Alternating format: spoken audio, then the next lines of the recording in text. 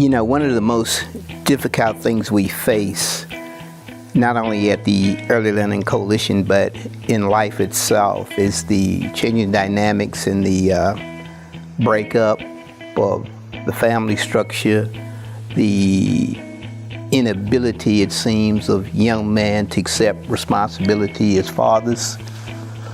One of the things we do is we try and focus on young men, older men, incarcerated men, and just help them understand and really start seeing their responsibility as a father.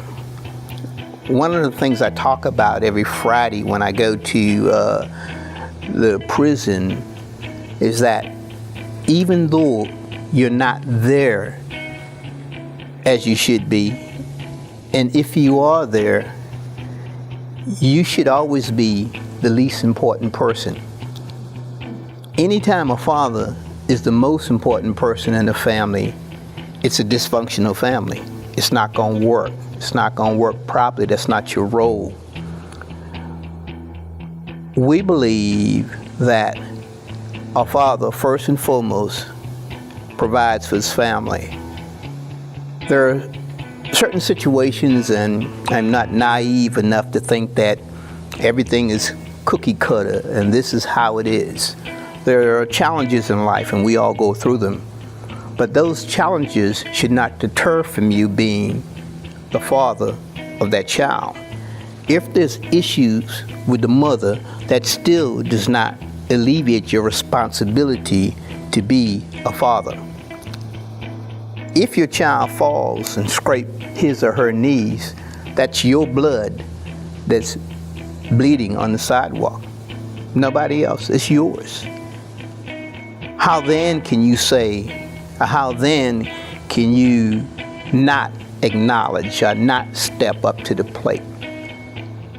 I spoke to a young man the other day in the correctional facility, Gulf County Correctional Facility, and I asked him a question. I said, the decision you made 6 years ago, you had two options. One, you could have went to McDonald's and got a job. And if they'd started you off at about $8 an hour and never given you a pay raise, you would still be a whole lot further ahead now than you are by the decision you made to go to prison. You would have been able to see your kids, or put food on the table, or buy your child a pair of pants or tennis shoes. When a man abdicates his responsibility, the impact is not just immediate, it's long term. It embeds itself in that child. That child continually grows and feels like, well, am I worthy? Was it my fault? Who am I? Fatherhood, or a lack of fathers, actually detracts from a child's ability to understand who they are. And when you don't know who you are, it's difficult to know where you're going. I would never claim to be an expert on fatherhood. I've had a great wife who assisted me, and a great God who's given me some insight into what we should do. But I do know this: presence is what's important. It's not always what you have or what you can give, but you have your presence. You have who you are. A child who doesn't know his or her father may not know some of the main issues in life. When you go to a doctor, what do you say? What's your family medical history? I don't know. My dad wasn't man enough to stay home long enough to tell me about it. There's a difference, a great difference, in a sperm donor and a father. A father cries, a father loves his child, a father's present.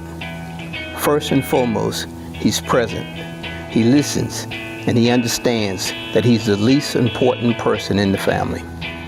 Contact us either through our website at elcnwf.org, check us out on Facebook, or give us a call. We will be here to support you. Check it out.